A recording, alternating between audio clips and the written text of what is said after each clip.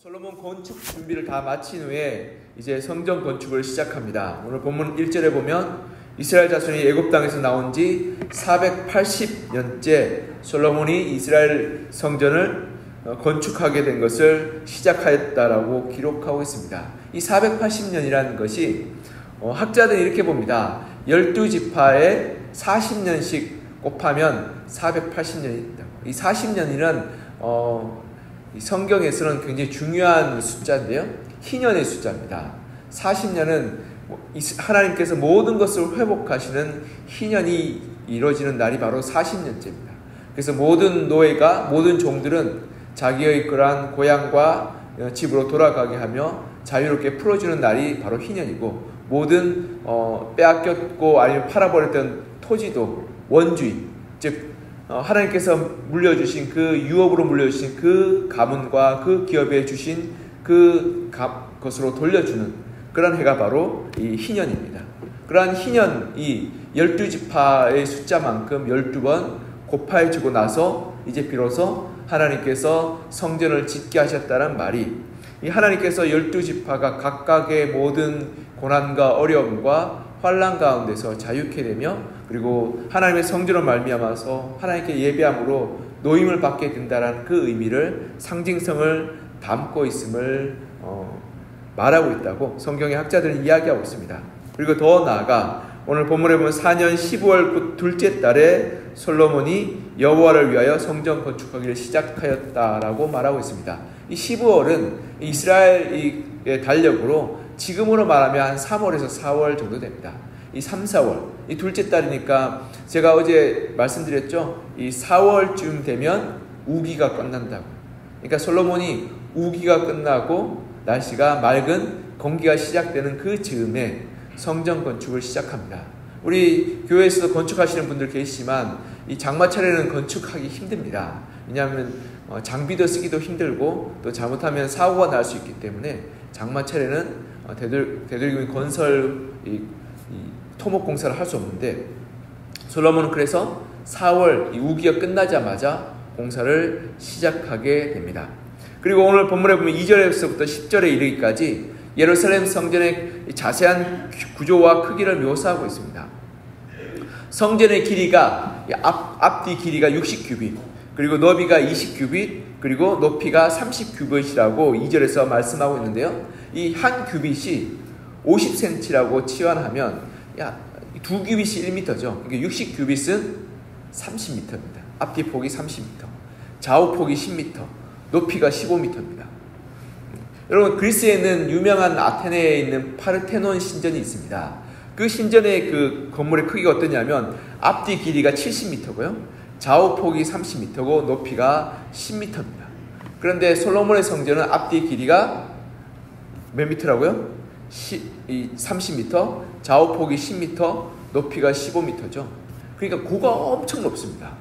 고가 엄청 높다는 것은 딱 들어가는 순간 고가 엄청 높으면 어마어마한 웅장함과 높이감을 체감할 수 있는 것입니다.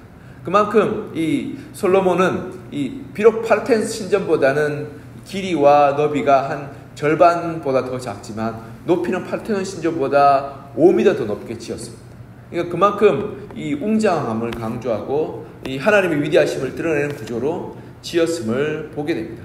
그리고 성전 주위로요, 이 방들, 3층으로 이루어진 방들을 만들어서 제사장이 거하고 이 성전의 물건들을 보관할 수 있도록 하였습니다. 그래서 어마어마하게 거대하고 웅장한 성전을 지었던 것을 보게 됩니다. 그리고 기록에 따르면 이 성전에 있는 모든 벽돌과 그리고 나무의 기둥과 그리고 성전 내부에 있는 그러한 것들을 금으로 칠하였다라고 이야기합니다. 그래서 번쩍번쩍하게 휘황찬란하게 만들었다고 기록하고 있습니다. 이렇게 이렇게 성전을 건축하면서 하나님께 내어 맡겨드리고 아주 아름답게 꾸며드는데요. 그럼에도 불구하고 이 솔로몬은 이 성전을 하나님이 원하시는 방법과 뜻대로 짓고자 노력하고 애썼음을 볼 수 있습니다. 우리 7절 우리가 이어서 한번 읽어볼까요? 7절 시작. 이 성전은 건축할 때 돌을 그 뜨는 곳에서 다듬고 가져다가 건축하였으므로 건축하는 동안에 성전 속에서는 방망이나 도끼나 모든 철 연장 소리가 들리지 아니하였으며. 아멘. 7절에 보면 이 돌을 만들 때 성전에 있는 이 모든 기둥은 올리지만 그 돌로 다 지었는데요. 그 돌을 만들 때 그 돌을 치수를 정확하게 재어서 이 돌을 캐는 채석장에서 이미 돌의 형태를 꾸며다가 가져왔다라고 말하고 있습니다. 이 출애굽기 20장 25절과 신명기 27장 5절에서 6절 9절을 보면 하나님께서 성제단을 쌓을 때 연장을 쓰지 말라라고 말씀하셨습니다. 왜냐하면 하나님께서는 다듬지 않는 돌, 즉 정되지 않고 쇠붙이를 대지 않는 돌로 제단을 쌓아서 하나님 앞에 제사를 드릴 것을 말씀드리고 그리고 명령하셨던 것입니다. 이는 왜 그러냐면 그 당시에 대부분의 제단과 그리고 성전들은 그 돌로 온갖 우상들을 새기고 온갖 그러한 화려한 이 조각들을 새겨 놓아서 그것을 숭배하고 그것을 섬겼기 때문에 하나님은 결단코 나의 우상, 나의 그런 형상과 나의 모습을 새기지 말라고. 하나님은 그런 형상과 모습으로 나타날 수 있는 존재가 아니라고 말씀하며 결코 돌에 어떠한 조각과 모양을 새기지 말라고 말씀하시며 돌을 그냥 자연 그대로 가져와서 제단을 쌓고 그리고 하나님께 예배를 드리라고 명령하셨던 것입니다. 이러한 하나님의 명령을 솔로몬은 최대한 따르고자 하면서도 그리고 건축물의 구조와 규모를 확보하기 위해서 여러분 바다에 굴러다니는 돌을 그대로 가져왔으면 이 형태가 잡히지 않으니까 뭐 몇 미터 쌓아 올리지 못합니다. 여러분 15m를 쌓아 올리려면 정확하게 치수를 재고 정확한 무게 분배를 해야지만이 이 건축물이 무너지지 않고 오래 갈 수 있는 거죠. 그러니까 그 하나님의 말씀을 지키기 위해서 채석장에서 일정 규모의 치수대로 돌을 가져와서 성전을 쌓았다라고 기록하고 있습니다. 그래서 철저하게 관리되고 감독되어서 진행된 공사입니다. 그래서 이 공사의 모든 것을 보면 솔로몬은 그의 힘과 온 정성과 노력을 기울여서 하나님의 성전을 지었습니다. 그는 그가 물려받았던 다윗 왕의 유산, 즉 금과 은과 보화와 온갖 것들을 다 사용했습니다. 그리고 그는 외교적 자산도 사용했죠. 그가 옆나라와 그런 동맹을 맺고 외교하는데 사실은 상대방 나라에 빚을 지면 그것이 외교적으로 큰 손실인 거죠. 그러니까 나라에서 갚아줘야 됩니다. 그런데 그럼에도 불구하고 솔로몬은 이 두로 왕에게 찾아가서 백향목을 줄 것을 외교적 손실을 감수하고도 그 나라에 빚을 지고 그런 말면서 나중 되면 어떻게 되냐면 그 이스라엘의 변경에 있는 땅들을 그 나라에 넘겨줄 만큼 큰 손실을 주고도 이 성전을 지었던 것입니다. 그리고 이스라엘에 가용할 수 있는 일꾼들은 다 불러서 여러분 아시죠? 18만 명이 일꾼들로 세워집니다. 그 18만 명을 불렀다는 것은 이스라엘의 어마어마한 노동력을 부른 것이고 어떻게 보면 이스라엘의 엄청난 생산성을 하락시키는 원인이기도 한 것입니다. 왜냐하면 농사 짓는 사람 18만 명이 농사를 지었다면 그 소출이 얼만큼 많겠습니까? 근데 그 사람들을 7년간 불러서 일을 시켰으니 그 엄청난 손해와 손실을 감수하고도 성전을 지었던 것입니다. 그리고 또한 이 솔로몬은 온갖 지혜와 계획으로 말미암아 철저하게 이 성전을 계획하고 그리고 준비하여서 하나하나 감독하여 이 성전을 세웠던 것입니다. 그래서 솔로몬 성전은 웅장하고 아름답고 거대하게 지어질 수 있었습니다. 그런데요, 오늘 본문 12절 13절 보면 이 하나님께서 지어진 성전을 보고 이렇게 말씀합니다. 우리 12절 13절 우리 같이 한번 읽어보겠습니다. 시작. 내가 지금 이 성전을 건축하니 내가 만일 내 법도를 따르며 내 율례를 행하며 내 모든 계명을 지켜 그대로 행하면 내가 내 아버지 다윗에게 한 말을 내게 확실히 이룰 것이요 내가 또한 이스라엘 자손 가운데에 거하며 내 백성 이스라엘을 버리지 아니하리라 하셨더라. 아멘. 여러분 제가 앞서도 말씀드렸다시피 솔로몬은 어마어마한 비용을 들이고 어마어마한 그런 사람들을 고용하였으며 그의 모든 역량과 힘을 동원하여 성전을 건축하였음을 볼 수 있습니다. 그는 자기의 최대한의 지혜와 최대한의 관리 능력과 최대한의 재정과 최대한 이스라엘 동원할 수 있는 사람들을 동원해서 성전을 건축하고 성전을 진행하였습니다.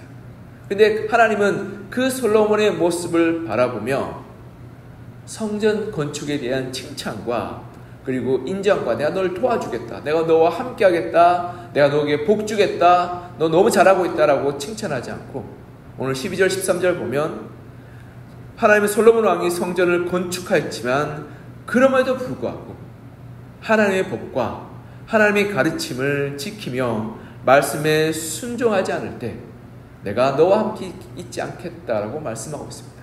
그리고 그 말씀을 따라 행할 때에만 내가 너의 하나님이 되고 내가 너를 지키며 내가 너와 동행하겠다라고 말씀하고 있는 것을 보게 됩니다.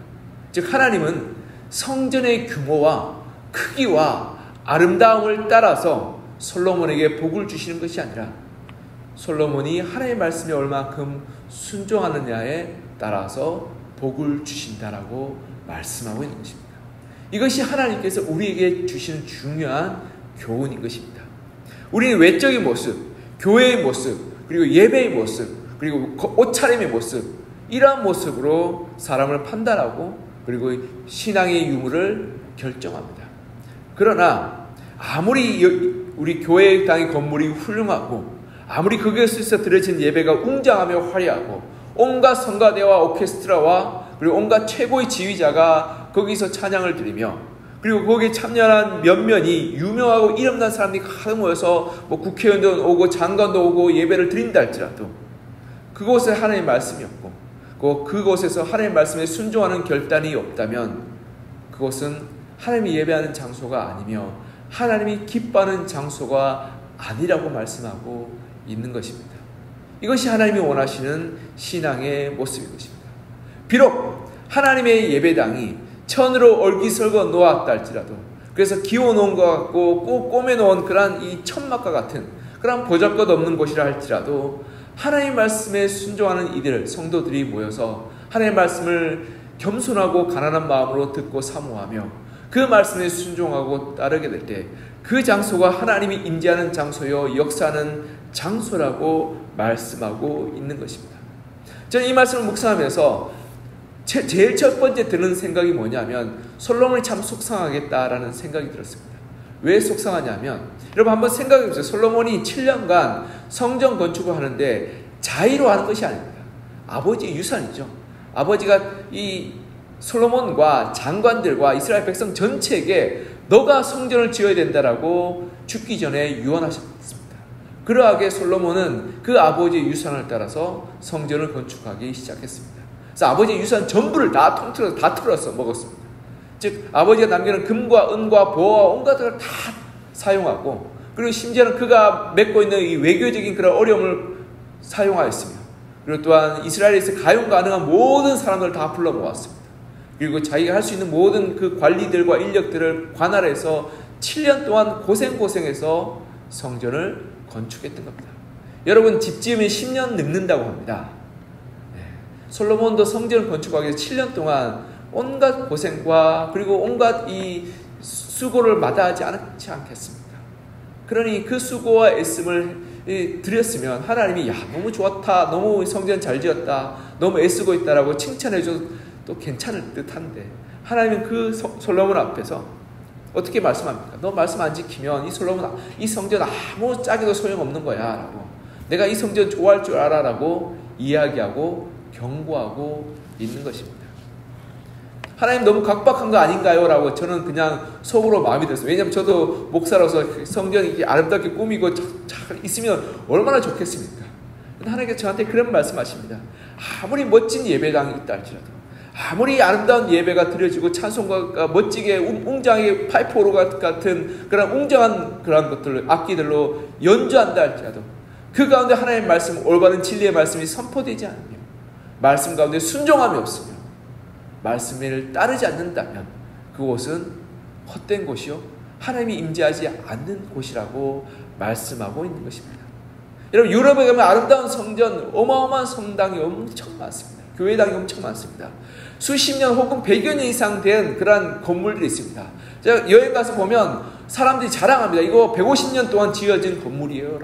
이거 100년 동안 지어진 건물이요라고 말합니다. 엄청 멋있습니다. 안에 스테인드 글라스와 온갖 그런 조각과 형상들이 가득 차 있습니다. 그런데요, 그 아름다운 교회와 성당들이 팔려나가고 돌에 맞고 무너지고 있는 실정입니다. 왜 그렇습니까?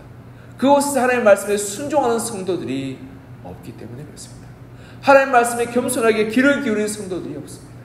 그냥 아무리 멋진 건축물, 교회당, 건물들이 있어 보면 뭐 하겠습니까? 그것은 하나님이 임재하는 장소가 아니라 술 마시고 파티하는 장소예요. 춤추는 장소예요. 또한 그것이 이 종교인들에게 팔려서 이슬람 사원이 되어버리고 있는 안타까운 현실이 되고 있는 것입니다. 사랑하는 성도들, 우리가 외형적으로 이 건축물을 짓고 어떠한 형식을 만들고 외적인 걸 치장하는 것에 우리가 더 많은 시간과 노력을 들지 않았으면 좋겠습니다.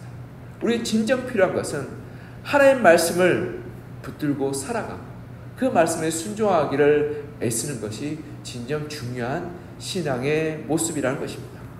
우리가 아무리 멋있는 예배당을 건축하고 아무리 아름다운 음악을 연주하며 예배를 드리고 또 아무리 뜨겁게 기도하고 부르짖는다 할지라도 하나님의 말씀에 순종하지 않으며 그 말씀이 중심되지 않는다면 우리는 하나님을 잃어버리게 될 것이며 그 잃어버린 장소 가운데는 우리는 하나님의 은혜를 누리지 못하여 결국 신앙을 잃어버리게 될 것입니다. 그리고 그곳은 더 이상 하나님이 예배하는 예배의 처소라고 불리우지 못하고 단순히 돌과 금속으로 이루어진 그러한 건물로 전락하게 될 것입니다.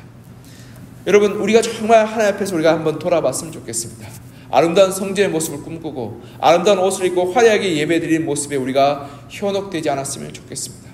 물론 그렇게 예배드리면서 순종의 제사, 말씀의 결단이 있으면 참 좋겠습니다만 우리가 눈에 보이는 것 그리고 손에 잡히는 것 아름답고 화려한 것을 쫓아가다가 우리가 붙들어야 될 신앙의 중심인 하나님의 말씀 그리고 그 말씀을 순종하는 것을 잃어버리게 된다면 우리가 정말 신앙을 잃어버리는 어리석음을 범하게 되는 것입니다. 사랑하는 성도 여러분, 우리의 외적인 모습, 우리의 그런 외모와 겉모습이 어떠하든지 간에 하나님을 구하고 찾고 그 말씀에 순종했으면 좋겠습니다.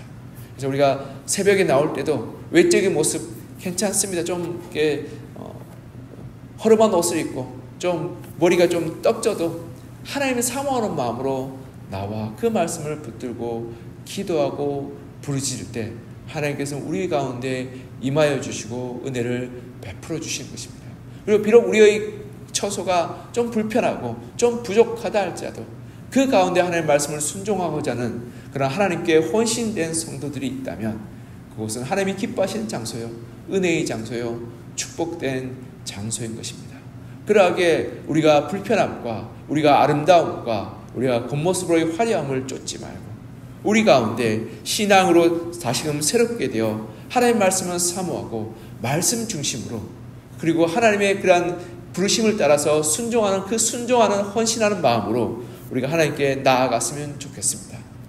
제가 어제 교회학교 성경학교를 앞두고 선생님들과 함께 기도하면서 한 가지 당부와 부탁을 했습니다. 그것은 뭐냐면 아이들과 함께 재밌게 놀고 그 즐거운 프로그램을 보내는 것도 참 중요하지만 그 가운데 하나님의 말씀을 듣는 시간과 기도하는 시간을 잊지 말자. 우리가 성경학교를 재밌게 꾸미고 프로그램을 정말 여러 가지 것들을 준비하는 것은 아이들이 하나님을 만나고 말씀을 듣고 기도하며 그 말씀 가운데 변화되어 순종하는 것이 목표임을 우리가 잊지 말자라고 부탁하고 당부했습니다. 여러분, 우리 교회에도 여러 가지 프로그램들과 행사들이 있을 수 있습니다. 그럼 그 모든 프로그램과 행사들이 하나님을 바라보고 말씀을 경청하며 그 말씀에 순종하게끔 돕는 역할로 우리가 사용해야 됨을 우리가 다시금 돌아보고 기억했으면 좋겠습니다. 아무리 좋은 예배당과 아무리 좋은 프로그램과 아무리 좋은 그러한 순서들이 있다 할지라도 그것이 하나님의 영광을 가린다면 없는 이만 못하게 될 것입니다. 그러하기에 우리의 삶, 우리의 신앙을 다시 한번 돌아보아서 하나님의 말씀에 경청하기를 우리가 다시금 돌아서 하나님의 말씀에 귀를 기울이고 그 말씀에 순종하며 결단하는 믿음으로 살아 하나님의 믿음의 열매, 말씀의 열매를 맺어가는 여러분과 저가 되기를 시장 간절히 소망하며 축복합니다. 기도하겠습니다. 사랑하는 하나님 아버지, 오늘 솔로몬의 성전 건축의 과정 가운데서 하나님께서 솔로몬에게 말씀하시는 것을 보게 됩니다.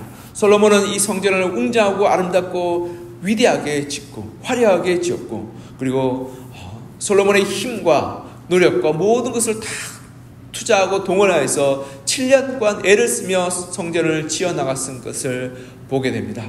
그러나 그 가운데 하나님께서 솔로몬에게 임하셔서 아무리 아름다운 성전, 아무리 웅대한 건축물이다 할지라도 그 가운데 하나님의 말씀이 온전하게 선포되지 않으며 말씀에 순종함이 없다면 그 건축물은 하나님이 기뻐하지 않는 것이며 아무런 쓸데없는 것이라고 말씀하시는 것을 우리가 보게 됩니다.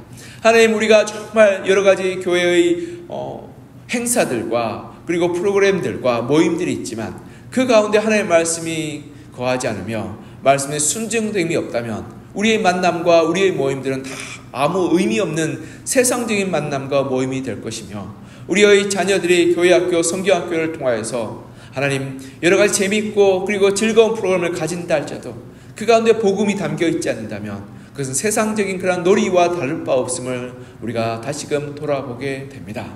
하나님, 우리가 정말 하나님 앞에 나아가 우리의 중심을 다시금 돌아보게 하여 주시며 말씀과 기도 가운데 우리가 올바르게 서게 하여 주셔서 우리가 하나님 외적이 화려하고 즐겁고 그리고 또한 우리의 마음과 우리의 육신을 즐겁게 하는 그러한 모임들을 찾아가는 것이 아니라 우리의 영혼에 하나님의 말씀이 선포되고 그 말씀에 순종하며 그 말씀 가운데 결단하고 헌신하는 그러한 예배의 자리, 기도의 자리, 그리고 말씀 선포의 자리로 나아가게 하여 주시옵소서. 그래서 우리의 삶 가운데 하나님의 말씀이 이루어지고 그 말씀대로 순종하여서 하나님이 기뻐하시는 예배의 자의 삶으로 살게 하여 주시고 우리 교회가 하나님이 기뻐하시는 교회가 되게 하여 주셔서 말씀에 순종하는 성도가 많아져서 이 자리 가운데 하나님의 임재하심과 하나님의 은혜 베푸심과 하나님의 역사가 나타나게 도와주시고, 하나님, 그래야해서 우리 교회가 건물로 외적인 걸로 자랑하는 교회가 아니라 성도들의 그러한 헌신과 수고와 그리고 기도로 하나님 앞에 그리고 세상 가운데 자랑하는 교회가 되게 하여 주시옵소서. 하나님, 이 세상 가운데서 참 하나님을 순종하는 많은 믿음의 무리가 점점 줄어들고 있는 이 시대 가운데 하나님, 우리 교회가 하나님의 더 헌신하게 하시고 더 말씀에 순종하게 하시고 그리고 더 말씀과 기도에 하나님의 나아가게 하여 주셔서 그 말씀과 기도를 사모함으로 하나님의 자녀로 우리가 더 굳게 더 하나님 앞에 나아가 믿음으로 살아가는 열매 맺게 도와주시옵소서. 하나님, 이 새벽에 주님 앞에 나와 부르짖고 기도하는 성도님들 기도 가운데 응답하여 주시며 그들의 가정과 형편과 사업장과 일터와 재정과 모든 일들 가운데 응답하여 주시며 역사해 주셔서 기도 가운데 위로받고 힘을 얻고 돌아가는 귀하고 복된 은혜의 자리가 되게 하여 주시옵소서. 주의 은혜를 간절히 사모하며 살아계신 예수 그리스도의 이름으로 기도합니다. 아멘.